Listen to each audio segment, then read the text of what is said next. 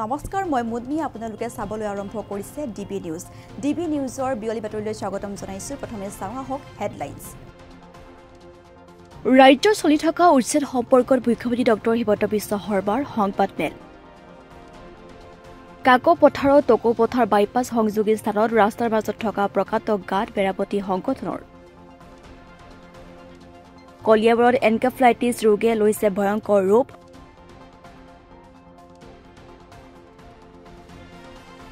উচ্ছেদিত লোকক পুনৰ সংস্থাপন দিয়াৰ দাবী CPIMৰ গোৱালপাৰাত অৱস্থাত ধৰ্মঘট কাৰ্যসূচী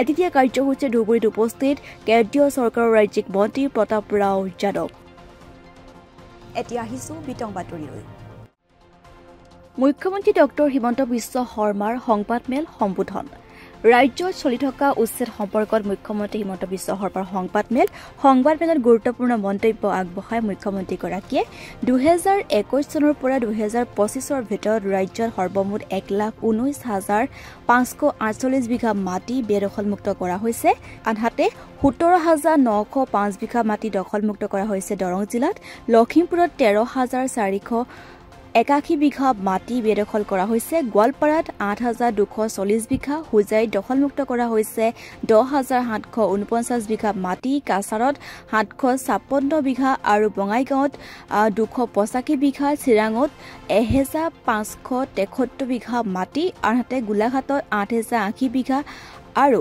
বৰপেটাত কৰা হৈছে 408 বিঘা মাটি আনহাতে শোণিতপুৰত বেদখলমুক্ত কৰা হৈছে 34,527 বিঘা মাটি আনহাতে লখিমপুৰৰ উচ্ছেদ সম্পৰ্কতো গুৰুত্বপূৰ্ণ মন্তব্য আগবঢ়াই মুখ্যমন্ত্ৰীগৰাকীয়ে এতিয়া সিদিনাখন 13 গৰাকী খিলঞ্জীয়া মানুহৰ কথাটো উদ্দেশ্য প্ৰণোদিতভাৱে ফোকাস কৰা হ'ল কিন্তু লখিমপুৰ সাউথ সালমাৰাৰ মানুহক যে আমি এভিকশন কৰিলো আৰু লখিমপুৰত জনগাঁথনি পৰিৱৰ্তনৰ যিটো এটা ষড়যন্ত্ৰ আৰম্ভ হৈছিল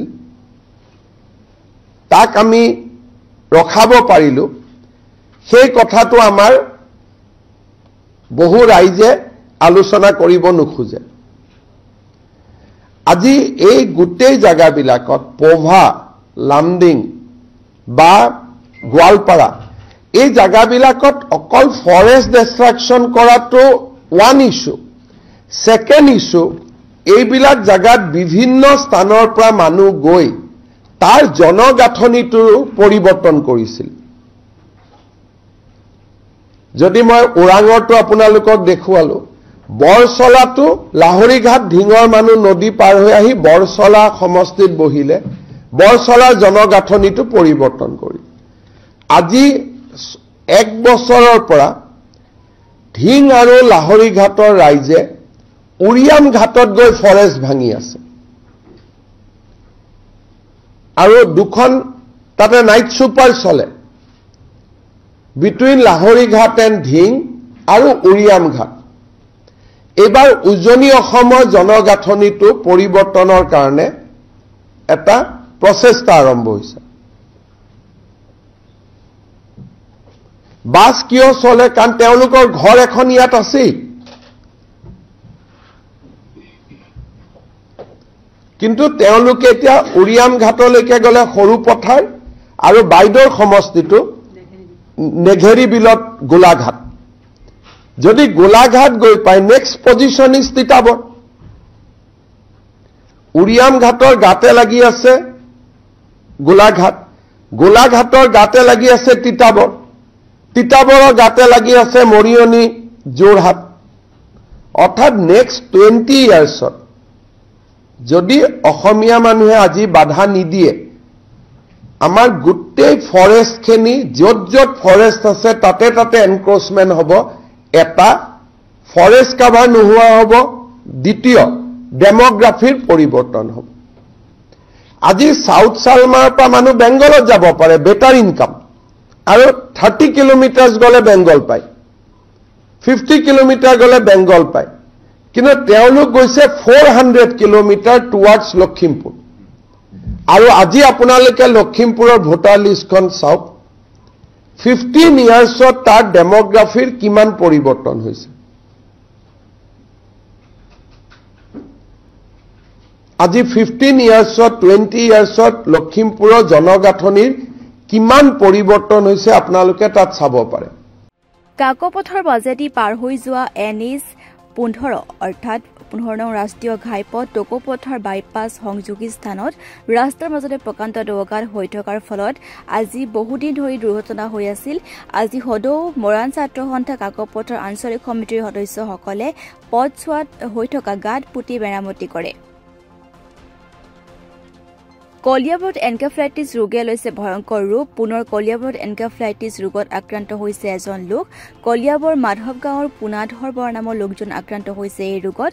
বৰ্তমান তেজপুৰৰ এখন চিকিৎসালয়ত চিকিৎসাধীন হৈ আছে পুনাধৰ বৰা। স্বাস্থ্য বিভাগৰ ফালৰ পৰা পুনাধৰ বৰাৰ গৃহত ফ্ৰগিং কৰাৰ লগতে চুবুৰীয়া সকলোৰে ঘৰতে ফ্ৰগিঙৰ ব্যৱস্থা কৰা হৈছে।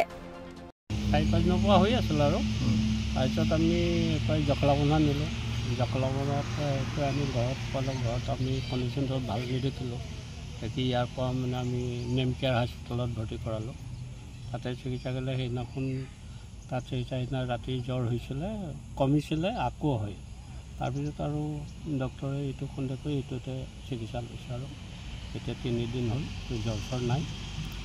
সেয়াই। নামটো কি আছিলে? পুনাধৰ বৰা। বয়স কিমান? বয়স 60-65 হ'ব। এতিয়া স্বাস্থ্য বিভাগৰ মানুহ আপোনালোকৰ ইয়ালৈ আহিছে? আহিছিলে।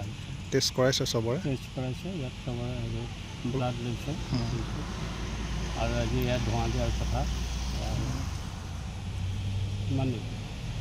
সেইখন মাধৱ বিকল্প ব্যৱস্থা নকৰালৈকে সকলো প্ৰকাৰৰ উচ্ছেদ বন্ধ কৰা আৰু উচ্ছেদিত লোকসকলক পুনৰ সংস্থাপন দিয়াৰ দাবীত CPIM গোৱালপাৰা জিলা আয়ুক্তৰ কাৰ্যালয়ৰ সন্মুখত অৱস্থান ধৰ্মঘট।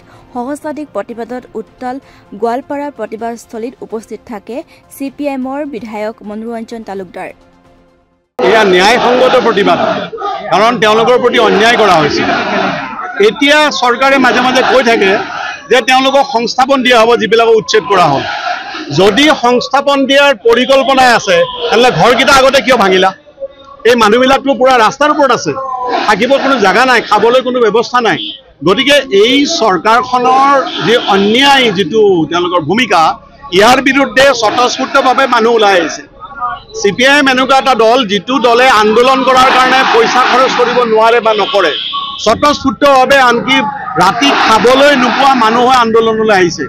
গতিকে এই আন্দোলনটোৰ মাজেৰে এটা কথা আমি ক'ব বিচাৰিছোঁ যে চৰকাৰখনে যিটো অন্যায় কাম কৰিছে ইয়াক তেওঁলোকে বন্ধ কৰিব লাগিব। আৰু উচ্ছেদ কৰাৰ যিটো প্ৰাথমিক নিয়ম, উচ্ছেদ কেতিয়াবা কৰিব লগা হ'ব পাৰে চৰকাৰে, যদি চৰকাৰী আঁচনিৰ কাৰণে মাটি লাগে, কিন্তু তাৰ কাৰণে ক্ষতিপূৰণ দিয়াটো প্ৰাথমিক কথা। ক্ষতিপূৰণ দিহে উচ্ছেদ কৰিব লাগে। গতিকে এই ক্ষতিপূৰণৰ কাৰণে, সংস্থাপনৰ কাৰণে সমগ্ৰ ৰাজ্যখনতে আন্দোলনৰ এটা পৰিৱেশ গঢ় লৈ উঠিছে। আজি গোৱালপাৰাতে দেখিছোঁ কেইবা হাজাৰ মানুহ ইয়াত আন্দোলনত অংশগ্ৰহণ কৰিছে। ধুবুৰীতো মানুহ প্ৰতিবাদত ইতিমধ্যে আগবাঢ়ি আহিছে।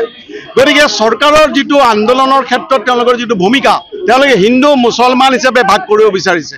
এই বিভাজনত তেওঁলোকে সফল নহ'ব।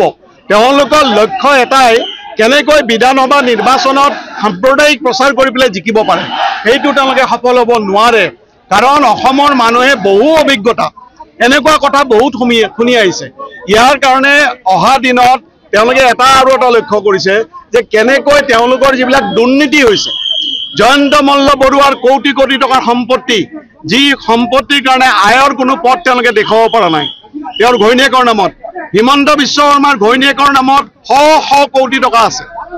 অসমত 2-3টা চেনেল আছে। তেওঁলোকৰ আটাইতকৈ দামী স্কুলখন অসমৰ তেওঁলোকৰ হাতত। ইয়াৰ উৎস কি? এইবিলাক তেওঁলোকে মানুহৰ আগত ক'ব নোৱাৰে। গতিকে এই অৱস্থাত তেওঁলোকে এই কথাবিলাক যাতে তল পৰি থাকে, কেৱল হিন্দু মুছলমানৰ ৰাজনীতি চলে, তাৰ বিৰুদ্ধে এইটো তেওঁলোকে আৰম্ভ কৰিছে। গতিকে আমি ভাবোঁ শান্তিপূৰ্ণ গণতান্ত্ৰিক ঐক্যবদ্ধ আন্দোলনৰ ওচৰত চৰকাৰে সেও মানিবলৈ বাধ্য। এদিনীয়া কাৰ্যসূচী ধুবুৰীত উপস্থিত হয় কেন্দ্ৰীয় চৰকাৰৰ ৰাজ্যিক স্বতন্ত্ৰ মন্ত্ৰী প্ৰতাপ ৰাও যাদৱ। আৰু আজি পুৱাৰ ভাগতে ৰূপসী বিমানবন্দৰত উপস্থিত হৈ পোনে পোনে গৌৰীপুৰ চহৰৰ কাৰ্যসূচী সমাপ্ত কৰি ধুবুৰী আৱৰ্ত ভৱনত উপস্থিত হয় মন্ত্ৰীগৰাকী। ये देखिए, सन 2018 से हमारे प्रधानमंत्री आदरणीय नरेंद्र मोदी जी ने जो भी हमारे पिछड़े हुए ज़िले हैं, एस्पिरेशनल डिस्ट्रिक्ट जिसे हम बोलते हैं, तो वो सभी विजिट की सेंट्रल गवर्नमेंट के माध्यम से वहाँ के MOS ने विजिट करना चाहिए। वहाँ पर के जो सेंट्रल गवर्नमेंट की स्कीम से काम चलते हैं विकास के, वो कैसे चल रहे हैं, उनके क्या दिक्कत है, लोकल क्या प्रॉब्लम, वो स्कीम जो भी सेंट्रल की स्कीम होती है उसका इम्प्लीमेंटेशन करने में कोई प्रॉब्लम आता है क्या, तो ये सब देखने के लिए हम आते हैं, उनसे भी सुझाव लेते हैं और उनको हम भी कुछ सुझाव देते हैं कि भाई कौन से काम कैसे तरीके से करना चाहिए, जो कि ये पिछड़े हुए ज़िले जो है वो जल्द से जल्द जो दूसरे आगे गए हुए जो डिस्ट्रिक्ट है कि उनके समान ये भी ज़िले का भी विकास हो और यहाँ पर भी जल्द से जल्द सभी सुविधाएं लोगों को मिले। सर, कोई चीज़ का कमी लगा क्या?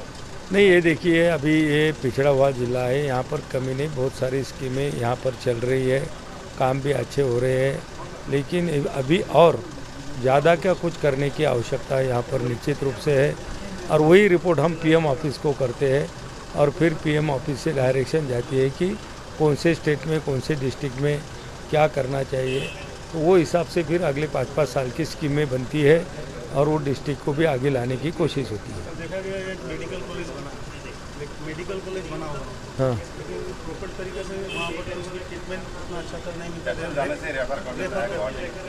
तो इसके लिए कुछ डॉक्टर भी अवेलेबल नहीं, देखिए मेडिकल कॉलेज है, थोड़ी अभी एरिया थोड़ा दूर दराज के होने से थोड़ी फैकल्टी का थोड़ा प्रॉब्लम रहता है, क्योंकि कितनी भी सुविधा दी तो बहुत सारे अच्छे डॉक्टर ऐसे एरिया में आके काम करने के लिए तैयार होते नहीं हैं, लेकिन उसके लिए भी कुछ इंसेंटिव देके वगैरह ये सभी डॉक्टर लोग फैकल्टीज अगर अच्छी रहेंगी तो निश्चित रूप से होंगे। और वहाँ पर जो भी टेक्निकल सपोर्ट लगता है, अच्छे लैब लगते हैं, बिल्डिंग कंस्ट्रक्शन है, तो उसके लिए हम PM अभिम योजना से भी हम पैसा देते हैं, 15 कमीशन जो चल रहा है उससे भी पैसा आता है और NHM के माध्यम से भी वहाँ पर डेवलपमेंट के लिए कई नए इंस्ट्रूमेंट खरीदने के लिए भी पैसे वो स्कीम से वहाँ पर दिए जाते हैं। निश्चित रूप से उनसे यहाँ से कोई प्रस्ताव आएगा तो हम जरूर प्रायोरिटी से उसको पूरा करेंगे।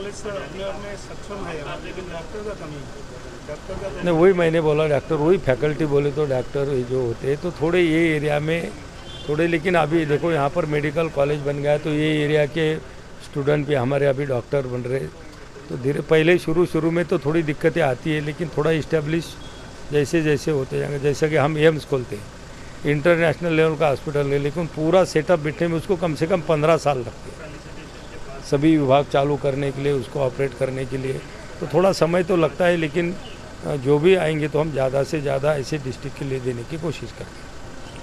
DB নিউজৰ বিয়লি বাতৰি আজিলৈ ইমানেই আছিল। চাই থাকিব DB নিউজ।